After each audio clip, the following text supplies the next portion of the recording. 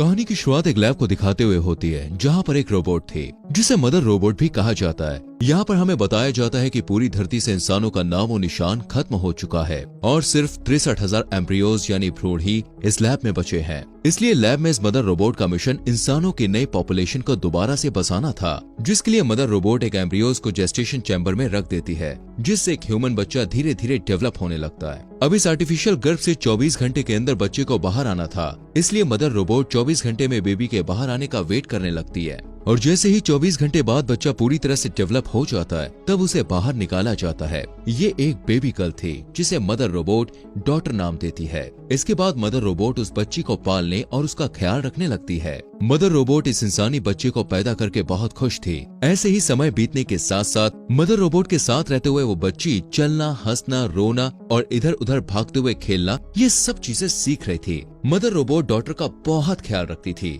वो उससे बातें करती, उसे खाना खिलाती और उसे हर रोज कई बुक्स पढ़ के भी सुनाती। ऐसे ही बीतते समय के साथ साथ डॉटर अब बड़ी हो रही थी, जिससे अब मदर रोबोट डॉटर को कई विषयों की जानकारी देने लगती है कि जैसे ब्रह्मांड क्या है, ह्यूमन हिस्ट्री, इंसान कहां से आए और वो कौन थे, ये सब मदर रोबोट डॉटर को बताती है। डॉटर बहुत ही ब्रिलियंट माइंड वाली थी। ये सब जानकर उसमें और ज्यादा क्यूरियोसिटी बढ़ रही थी। वो और भी ज्यादा नॉलेज इकट्ठा करनी शुरू कर देती है। ऐसे ही एक दिन डॉटर मदर रोबोट से पूछती है कि मेरे अलावा इस लैब में और कोई बच्चा क्यों नहीं है और धरती पे से सारे इंसान कहाँ गायब हो गए। जिस पर मदर रोबोट उसे बताती है कि इंसानों के बीच बहुत बड़ी जंग हुई थी और उस जंग में सभी इंसान आपस में ही लड़कर मर गए थे। इसके बाद मदर रोबोट उसे लेकर एम्ब्रियोज रूम में जाती है, जहाँ वो डॉटर को दूसरे एम्ब्रियोज दिखाती है। वो डॉटर को बताती है कि धरती पर एनवायरनमेंट पूरी तरह से खराब हो चुका है, जिसकी वजह से धरती पर इन्फेक्शन फैल रहा है और इसलिए मैं तुम्हें इस लैब से बाहर नहीं जाने दे सकती,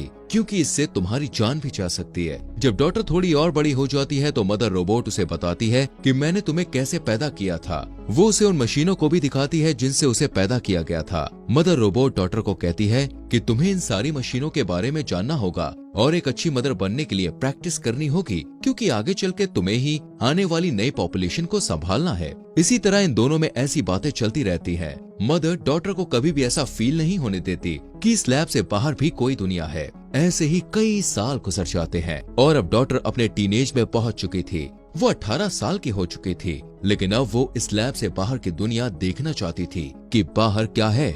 डॉटर हमेशा सुबह उठकर ब्रेकफास्ट करते हुए अपने टैबलेट पर वीडियोस देखा करती थी। एक दिन मदर रोबोट के हाथ में कुछ प्रॉब्लम हो जाती है, जिसके लिए वो डॉटर के पास जाती है और डॉटर मदर रोबोट के हाथ को ठीक कर देती है। यहाँ पर मदर रोबोट देखती है कि उसने एक परफेक्ट ह्यूमन बीइंग को क्रिएट किया है। डॉटर काफी हेल्दी थी और हमेशा दूसरों की मदद करती थी। ऐसे ही समय बीतता जाता है। एक दिन डॉटर को नींद नहीं आ रही थी, इसलिए वो कुछ वीडियोस देखने लगती है। वही मदर रोबोट खुद को रिचार्ज कर रही थी कि तभी अचानक एक इंसिडेंट होता है और इलेक्ट्रिसिटी चली जाती है। डॉटर मदर रोबोट को ढूंढने जाती है और देखती है मदर रोबोट की पावर भी खत्म हो गई है। इस वजह से डॉटर इलेक्ट्रिसिटी को ठीक करने के लिए जैसे ही कंट्रोल रूम में जाती है तो वहाँ वो देखती है कि एक चूहे ने लाइट की तारों को काट दिया है, जिससे लाइट चली गई थी। चूहे को देखकर डॉटर काफी ज्यादा हैरान और खुश होती है, क्योंकि इससे पहले उसने ऐसा कुछ भी नहीं देखा था।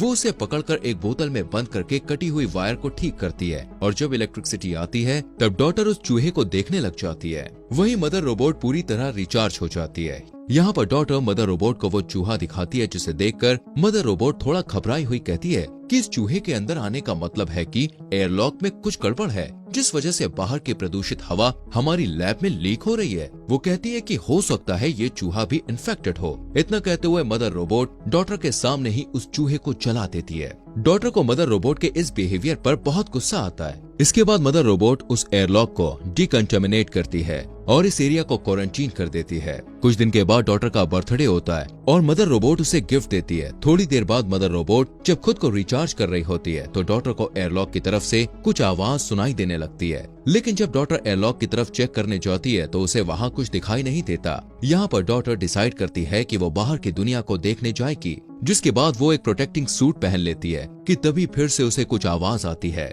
और जैसे ही वो उस लैब का फर्स्ट एयरलॉक खोलती है तो उसे फिर से एक औरत की मदद के चिल्लाने की आवाज आती है। यहाँ पर डॉटर एक प्रोटेक्टिंग सूट अपने पास रख लेती है और सेकंड हैच खोल देती है और देखती है कि उसके सामने एक घायल औरत है जो जख्मी हालत में डॉटर से हेल्प मांगती है। फिर डॉटर उसकी हेल्प करने के लिए उसे पहनने के लिए वो सूट देती है। उधर दूसरी साइड मदर रोबोट भी पूरी तरह रिचार्ज हो गई थी और डॉटर की तरफ ही आने लगी थी। डॉटर जब उसे अपनी तरफ आता हुआ देखती है तो वो जल्दी से एयरलॉक को बंद कर देती है। मदर रोबोट को पता चल जाता है कि एयरलॉक को खोला गया था, इसीलिए वो डॉटर से पूछती है कि तुमने एयरलॉक ओपन क्यों किया। जवाब में डॉटर मदर रोबोट को झूठ कहती है कि मुझे बाहर की दुनिया देखनी है, इसलिए मैंने दरवाजा खोल दिया। मदर रोबोट डॉटर को वार्निंग देती है कि तुम्हें बाहर जाना अलाउड नहीं है क्योंकि जहरीली गैस के कारण तुम्हारी जान को खतरा है। इसके बाद मदर रोबोट डॉटर को पनिशमेंट के तौर पर एग्जाम के लिए लेकर आती है, जिसके लिए मदर रोबोट डॉटर को एग्जाम के लिए एक डिवाइस देती है और खुद लैब में काम करने चली जाती है। तभी डॉटर मदर रोबोट के वहाँ पर न होने का फायदा उठाकर वापस एयरलॉक खोलकर बाहर आती है, जहाँ पर वो देखती है कि वो जख्मी औरत बेहोश पड़ी थी। वहीं उस जख्मी औरत के पास एक बैग पड़ा था। जब डॉटर उसे खोलकर देखती है तो उसमें एक गन मिलती है। डॉटर उस गन को अपने पास रख लेती है और उस औरत को होश में लाने की कोशिश करती है और उस औरत को फिर होश आ जाता है। यहाँ पर डॉटर ये सोचने लगती है कि मदर रोबोट ने मुझे बताया था कि इन्फेक्शन की वजह से धरती पर सारे इंसान खत्म हो चुके हैं, इसलिए डॉटर उस औरत को देखकर बहुत ज्यादा हैरान होती है और बाहें फैलाए हुए इन्फेक्शन का कोई भी असर उस औरत पर दिखाई भी नहीं दे रहा था। डॉटर उस जख्मी औरत को लेकर लैब में जाती है और उसे वहाँ पे छुपा देती है और उसके लिए मेडिसिन लेने चली जाती है। मेडिसिन ढूंढते वक्त डॉटर को थोड़ी चोट लग गई थी, लेकिन तभी वो मदर रोबोट को उस रूम के बाहर से गुजरता हुआ देखकर छुप जाती है। वहीं वो औरत लैब में मदर रोबोट को देखकर घबरा जाती है। वो जल्दी से डॉटर को उसकी गन देने को कहती है। अब डरी हुई डॉटर उसे उसकी गन वापस दे देती है। उस औरत की हरकतें देखकर डॉटर और भी ज्यादा घबरा गई थी। वहीं मदर रोबोट वापस एग्जाम रूम में जाती है और डॉटर को वहां ना पाकर उसे ढूंढते हुए डॉटर और उस औरत को एक साथ देख लेती है। तभी मदर रोबोट को देखकर वो औरत मदर के ऊपर गोलियां चलाना शुरू कर देती है, जिनके बाद मदर रोबोट पर कोई भी असर नहीं होता। मदर रोबोट उसे पकड़कर काफी टॉर्चर करने लगती है, लेकिन ये देखकर डॉटर मदर रोबोट को उसे मारने से रोक लेती है। टॉर्चर की वजह से उस औरत को काफी चोट पहुंची थी, इसलिए डॉटर मदर को उसकी हेल्प करने के लिए कहती है। डॉटर की बात मानकर मदर रोबोट उस औरत को छोड़ देती है और उसका ट्रीटमेंट करने के लिए उसे वहाँ से मेडिकल रूम ले जाती है। मदर रोबोट डॉटर को रूम के बाहर वेट करने को कहती है। अब यहाँ पर मदर उस औरत को ठीक करने के लिए उसे पेनिसिलिन का इंजेक्शन देने के लिए आगे बढ़ती है, पर वो औरत पेनिसिलिन इंजेक्शन लेने से मना कर देती है, जिससे मदर रोबोट वहाँ से जाने लगती है। तभी डॉटर मदर रोबोट से पूछती है कि आपने मुझे झूठ क्यों बोला कि बाहरी दुनिया में इंसान खत्म हो चुके हैं। मदर उसे बताती है कि मुझे भी कुछ समझ में नहीं आ रहा है कि बाहर दुनिया में इंसान अब तक कैसे बचे हुए हैं। इसके बाद डॉटर उस औरत के बैग को अच्छी तरह चेक करने लग जाती है, जहाँ उसे एक बुक मिलती है जिसमें बहुत सारी पिक्चर्स बनी हुई थी, जो कि डॉटर को काफी इंटरेस्टिंग लगती है। तभी डॉटर मदर के पास जाती है, जहाँ पर मदर रोबोट अपने टूटे हुए हैंड को रिपेयर कर रही थी। डॉटर उस औरत को अंदर आने देने के लिए मदर रोबोट से माफी मांगती है, जिस पर मदर उसे माफ कर देती है। लेकिन इसके बाद डॉटर मदर से कहती है कि उस औरत की हालत और भी ज्यादा खराब होती जा रही है, जिसके बाद वो दोनों उस औरत के पास जाते हैं। उसे देखकर मदर रोबोट उसे कहती है कि मुझे तुम्हारी सर्जरी करनी पड़ेगी, नहीं तो तुम गोली के इन्फेक्शन से ही मर जाओगी। लेकिन वो औरत मदर रोबोट को उससे दूर रहने के लिए कहती है। इस सिचुएशन को देखते हुए डॉटर मदर रोबोट की हेल्प से खुद ही उस औरत की सर्जरी करने लगती है और बुलेट्स को उसकी बॉडी से बाहर निकाल लेती है। इसके बाद वो दोनों एक दूसरे से बातें करने लगते हैं। वहीं उनकी सारी बातें मदर रोबोट सुन रही थी। एक दिन वो औरत डॉटर को बताती है कि जब वो लोग एक खान में काम कर रहे थे तो एक रोबोट ने उसके भाई को मार दिया था। यहाँ पर उस औरत के बताने से डॉटर को पता चलता है कि बाहरी दुनिया में मदर रोबोट जैसे और भी रोबोट्स हैं, जिन्होंने लगभग 90% इंसानों का खात्मा कर दिया है। वो औरत डॉटर को एक बुक निकालकर कुछ पिक्चर्स दिखाते हुए कहती है, इसमें जितनी भी पिक्चर्स तुम्हें दिखाई दे रही हैं, ये सभी सर्वाइवर्स हैं और वो सभी एक साथ ही रहते हैं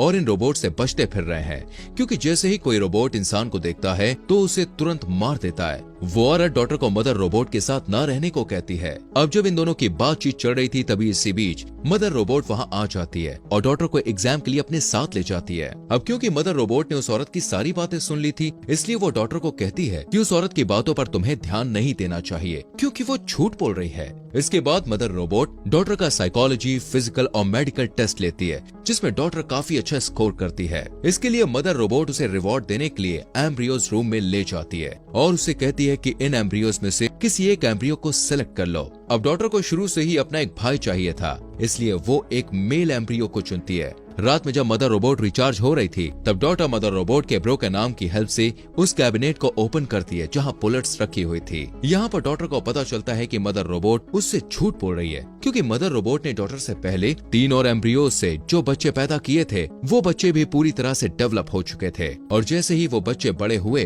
तो मदर रोबोट ने उनका टेस्ट लिया था, जिसमें उन बच्चों ने अच्छा स्कोर नहीं किया, जिसके लिए मदर रोबोट ने उन बच्चों को शूट करके मार डाला था। थोड़ी छानबीन करने पर डॉटर को वहाँ उन बच्चों की हड्डियां भी मिलती हैं। ये देखकर डॉटर मदर रोबोट से काफी ज्यादा निराश हो जाती है। वो पूरी तरह से अंदर से टूट चुकी थी और वहीं बैठकर रोने लगती है। वो सोचती है कि जिस मदर रोबोट ने उसका ख्याल रखा उसके लिए इंसानों की कोई वैल्यू ही नहीं है। डॉटर रोते हुए वापस उस औरत के पास जाती है और वो औरत उसे अपने साथ चलने को कहती है, लेकिन डॉटर उसके साथ जाने से मना कर देती है। डॉटर कहती है कि उसने भाई के तौर पर जिस एम्ब्रियो को चुना है वो कल बाहर आने वाला है और वो उसे छोड़कर नहीं जाना चाहती है। वो कहती है कि जब वो चैम्बर से बाहर आ जाएगा तब वो लोग उसे भी अपने साथ ले जाएंगे और बाकी एम्ब्रियोज को बचाने के लिए वापस लैब में जाएंगे। वहीं मदर रोबोट को उनकी सारी बातों का पता चल गया था। अगले दिन जब डॉटर बाहर जाने से पहले खाने पीने और जरूरी सामान को इकट्ठा कर रही होती है तभी मदर रोबोट उससे पूछती है कि ये तुम क्या कर रही हो, जिस पर डॉटर मदर रोबोट से झूठ बोलती है कि वो सारी चीजों को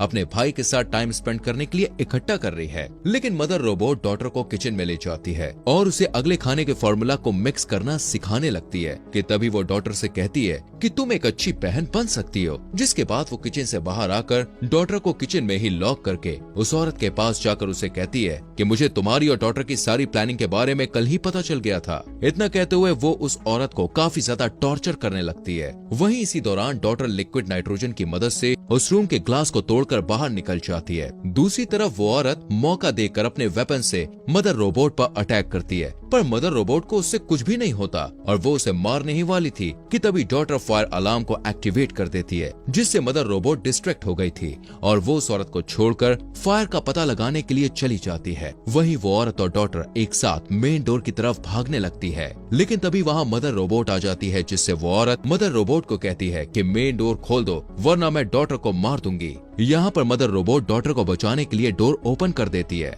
अब वो औरत डॉटर के साथ बाहर निकल जाती है। बाहर की दुनिया पूरी तरह से बर्बाद हो चुकी थी। वहाँ इंसान, पेड़ पौधे और जानवरों का नामो निशान नहीं था। यहाँ तक कि जमीन भी पूरी तरह से बंजर हो चुकी थी। किसी तरह डॉटर और वो औरत वहाँ से भाग जाते हैं। भागते हुए डॉटर देखती है कि कुछ रोबोट्स वापस से दुनिया को बेहतर बनाने की कोशिश कर रहे हैं। कुछ टाइम बाद वो औरत डॉटर को लेकर एक कंटेनर पर पहुँचती है, जहाँ डॉटर पहली बार ओशन को देखकर बहुत खुश थी, लेकिन वो हैरान थी कि बाकी के सर्वाइवर्स कहाँ हैं। जब वो उस औरत से ये सवाल पूछती है तब वो औरत बोलती है कि वो लोग काफी साल पहले माइंस में रहा करते थे, पर खाना न मिलने की वजह से बाकी सर्वाइवर मर गए, जिससे वो रोबोट से बचने के लिए इस कंटेनर में रहकर ही जिंदगी जीने लगी थी। वो डॉटर को बताती है कि अब पूरी दुनिया में कोई भी सर्वाइवर नहीं बचा है और वो दोनों ही आखिरी 2 इंसान है। ये बात सुनकर डॉटर काफी हैरान परेशान हो जाती है और रोने लगती है और कहती है कि तुमने मुझसे कितना बड़ा झूठ बोला।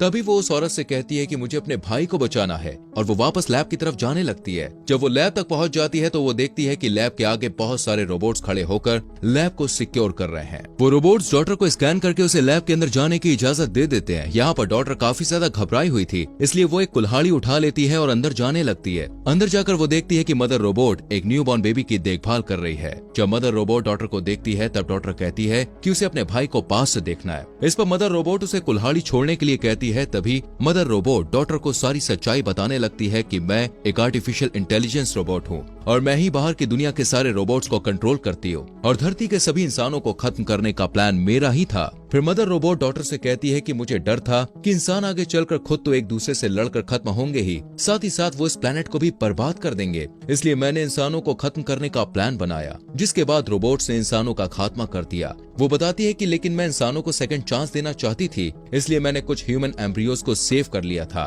ताकि उनकी मदद से मैं इंसानों की एक नई जनरेशन को दोबारा से खड़ी कर पाऊं और वो ह्यूमन एक दूसरे के साथ प्यार से रहें और अपने प्लांट का भी ख्याल रखें। तभी डॉटर कुल्हाड़ी को नीचे रख देती है और अपने भाई को गोद में उठा लेती है। इसके बाद डॉटर मदर रोबोट से पहले के 3 बच्चों को मारने का कारण पूछती है, जिस पर मदर रोबोट उसे कहती है कि तुमने इस बच्चे को बहुत टाइट पकड़ा है। तभी डॉटर वहाँ से भागने लगती है। मदर रोबोट उसके पीछे जाती है और डोर में फंस जाती है। इस बीच डॉटर को एक गन मिलती है। वहीं मदर रोबोट खुद को वहाँ से छुड़ा लेती है। जब मदर रोबोट डॉटर के पास पहुँचती है तो डॉटर उसकी तरफ गन पॉइंट कर देती है। मदर रोबोट उसे दो ऑप्शन देती है कि या तो तुम मेरे साथ रहकर अपने भाई का ध्यान रखो या फिर मुझे मार दो। मदर रोबोट उसे बताती है कि असल में मुझे एक ऐसे लीडर की तलाश थी जिसका दिमाग एकदम सुपर कंप्यूटर जैसा हो, और इसीलिए मैंने तुमसे पहले जो 3 बच्चे पैदा करके बड़े किए थे उनमें तुम्हारी जैसी क्वालिटीज नहीं थी, जिस वजह से मैंने उन्हें मार डाला था। वो डॉटर को बताती है कि अब मुझे तुम मिल गई हो और तुम्हारा दिमाग लाजवाब है, इसलिए अगर आने वाली जनरेशन परफेक्ट नहीं भी होती तो तुम उन्हें लीड करके परफेक्ट बना सकती हो। मदर रोबोट उसे बताती है कि तुम अपनी जान की परवाह किए बिना अपने भाई को बचाने के लिए लैब में वापस आए, जो कि मेरा एक आखिरी एग्जाम था, क्योंकि मैं देखना चाहती थी कि तुम अपने भाई को बचाने के लिए वापस आती हो या नहीं। वो कहती है कि मेरा मिशन यहाँ पर पूरा हो चुका है और अब तुम सबकी लीडर हो। मदर रोबोट डॉटर से कहती है कि अब तुम चाहें तो मुझे मार सकती हो, जिसके बाद डॉटर उसे शूट कर देती है। अब डॉटर ही उन सारे बचे हुए एम्ब्रियोज के लिए मदर थी और उसे ही सारे एम्ब्रियोज को डेवलप करने के बाद उन सारे ह्यूमंस को लीड करना था। वहीं एक रोबोट उस औरत के पास पहुंचकर उसे कहता है कि अब उसका पर्पस पूरा हो चुका है, जिसके बाद वो उस औरत को मार देता है। इससे हमें ये पता चलता है दोस्तों कि वो औरत इसलिए जिंदा थी क्योंकि मदर रोबोट ने उसे इस टास्क के लिए चुना था। दोस्तों, हमारे फॉक्स एक्सप्लेनर हिंदी चैनल को सब्सक्राइब करना मत भूलिए।